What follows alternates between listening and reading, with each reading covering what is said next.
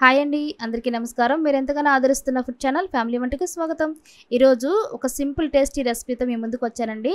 అదేనండి ఆలూ చపాతీ.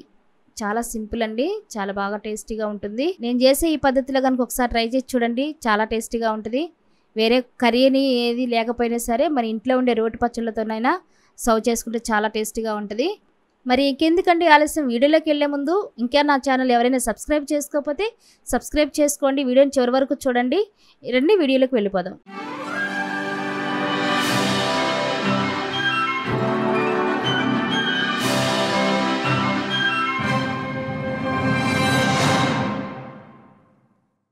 ముందుగా ఒక కప్పు గోధుమ పిండి తీసుకున్నాను.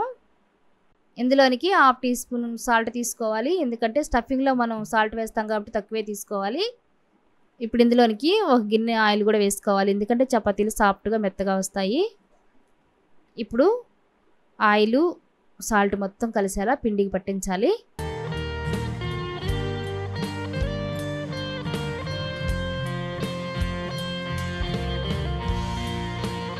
ఇలా కలుపుకున్న పిండిలోనికి కొద్దిగా వాటర్ వేసుకుంటూ చపాతీ పిండి కలుపుకోవాలి, ముద్ద చేసుకోవాలి. మరీ లూజ్గా కాకుండా కొంచెం గట్టిగానే చేసుకోవాలి, ఎందుకంటే స్టఫింగ్ అనేది బయటకు రాకుండా ఉంటుంది కాబట్టి కొంచెం పిండి అనేది కొంచెం గట్టిగా ఉండాలి.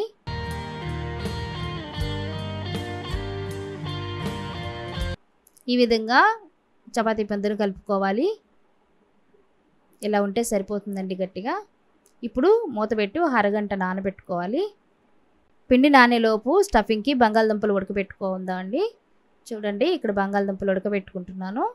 కప్పు గోధుమ పిండికి 3 బంగాళదుంపలు అయితే సరిపోతాయి, అందుకే 3 వేస్తున్నాను. ఈ మూత పెట్టి ఉడికించుకోవాలి. బంగాళదుంపలు ఉడికిపోయినాయండి. చల్లారిన తర్వాత పై స్కిన్ తీసేసి ఈ విధంగా స్మాష్ చేసుకోవాలి.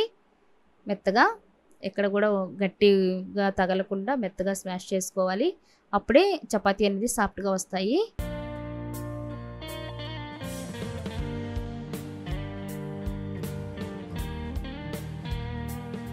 ఇప్పుడు ఇందులోనికి 1/2 టీ స్పూన్ కారం, 1/2 టీ స్పూన్ సాల్ట్, ఎందుకంటే చపాతీలో వేసాం కాబట్టి 1/2 టీ స్పూన్ ధనియాల పొడి, 1/2 టీ స్పూన్ చాట్ మసాలా, కొద్దిగా పెప్పర్, సన్నగా తరిగిన పచ్చిమిర్చి ముక్కలు, 1 కప్పు ఆనియన్స్, కొద్దిగా కొత్తిమీర తరుగు, 1 బద్ద నిమ్మరసం టేస్టీ కోసం చాలా బాగుంటుంది. ఇవన్నీ కూడా ఆలూకి పట్టించాలి, బాగా కలుపుకోవాలి. చపాతీకి బాగా టేస్టీగా రావాలంటే స్టఫింగే ముఖ్యమండి, అందుకనే ఇవన్నీ కూడా వేసుకుని బాగా కలుపుకుని రెడీ చేసుకోవాలి. ముద్ద అనేది ఈ విధంగా కలుపుకోవాలి మొత్తం కూడా వేసుకుని.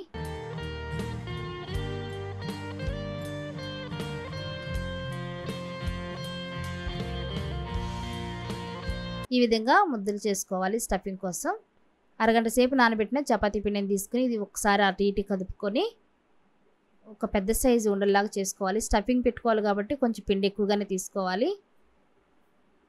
ఈ విధంగా అయితే ఒక్కొక్కటిగా ఉండల్లాగా చేసుకోవాలండి.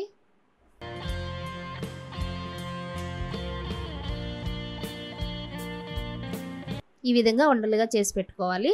స్టఫింగ్ వీడియో ఇక్కడ మిస్ అయిందండి, చూపించలేకపోతున్నాను. ఎందుకంటే నేను రికార్డింగ్ చేసుకునేటప్పుడు ఇది రికార్డింగ్ అవుతుంది అనుకున్నాను, కానీ అవ్వలేదు, అందుకని పెట్టలేకపోతున్నాను. స్టఫ్ చేసుకున్న తర్వాత ఈ విధంగా చేసుకోవాలి మొత్తం అన్నీ. ఇప్పుడు ఒక్కొక్కటిగా ఇలా పిండి వేసుకుంటూ మెల్లిమెల్లిగా ఒత్తుకోవాలి, ఎందుకంటే లోపల స్టఫింగ్ అనేది గబగబా ఒత్తుకుంటే బయటకు వచ్చేస్తుంది. పొడి పిండిని అడ్జస్ట్ చేసుకుంటూ మెల్లిమెల్లిగా ఒత్తుకోవాలి.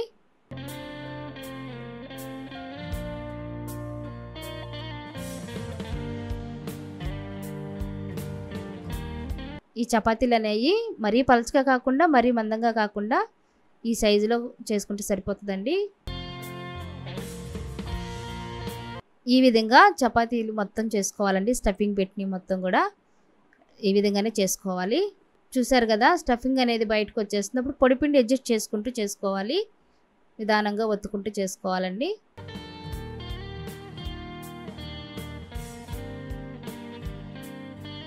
వీడియోలో చూస్తున్నట్లుగా అక్కడక్కడ స్టఫింగ్ అనేది బయటకు వస్తుంది కాబట్టి పొడిపిండిని అడ్జస్ట్ చేసుకుంటూ మనం ఒత్తుకోవాలి, అప్పుడు అది కవర్ చేస్తుందండి. ఈ విధంగా మొత్తం అన్నీ కూడా రెడీ చేసి పెట్టుకోవాలి. ఇప్పుడు స్టవ్ వెలిగించి ప్యాన్ పెట్టుకుని ప్యాన్ బాగా హీట్ అయిన తర్వాత ఆయిల్ అనేది ఏం వేయకుండా చపాతీ మాత్రమే వేసుకొని కొద్దిగా కాల్చుకోవాలండి. చపాతీ ఒకవైపున కాలిన తర్వాత తిప్పుకున్న తర్వాత మాత్రమే ఇలా ఆయిల్ అప్లై చేసుకోవాలి కొద్దిగా. అప్పుడే పర్ఫెక్ట్గా కాలుతుంది.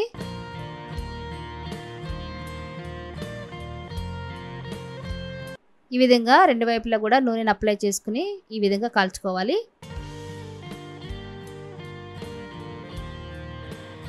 ఈ విధంగా ప్యాన్లో నూనె అంటే వేయకుండా చపాతీ మీద అప్లై చేసుకుంటే చపాతీలు పర్ఫెక్ట్గా కాలుతాయండి. ఈ విధంగా పర్ఫెక్ట్గా కాలుతాయి. అప్పుడే చపాతీలు సాఫ్ట్గా చాలా టేస్ట్గా ఉంటాయి. స్టవ్ని లో ఫ్లేమ్లో పెట్టుకుని ఇలా అడ్జస్ట్ చేసుకుంటూ కాల్చుకుంటే లోపల స్టఫింగ్ అనేది కూడా ఆ ఫ్లేవర్ అని తెలుస్తుంది. కాబట్టి ఈ విధంగా పర్ఫెక్ట్గా కాల్చుకోవాలి చపాతీలు అనేవి. అప్పుడే టేస్ట్గా ఉంటాయి. చూడండి ఎంత సింపుల్గా ఆలు చపాతీ రెడీ అయిందో. మీరు కూడా ఒకసారి ట్రై చేయండి, మీకే తెలుస్తుంది. చాలా టేస్టీగా ఉంటాయండి. అంతేనండి, ఆలు చపాతీ రెడీ అయింది. వేడివేడిగా సర్వ్ చేసుకుందాం. ఈ విధంగా చపాతీలన్నీ కూడా పర్ఫెక్ట్గా కాల్చుకోవాలండి. వీడియోలో చూస్తున్నారుగా ఎంత బాగా వచ్చాయో. చూడండి లోపల స్టఫ్ అనేది కూడా చాలా బాగా కుక్ అయింది. చాలా సాఫ్ట్గా ఉన్నాయి కూడా. అంతేనండి, ఆలు చపాతీ రెడీ అయింది కదా, మీరు ట్రై చేయండి. ఈ వీడియో కనుక నచ్చితే లైక్ చేయండి, షేర్ చేయండి, కామెంట్ చేయండి. నెక్స్ట్ వీడియోలో మళ్ళీ కలుద్దాం. Thank you for watching.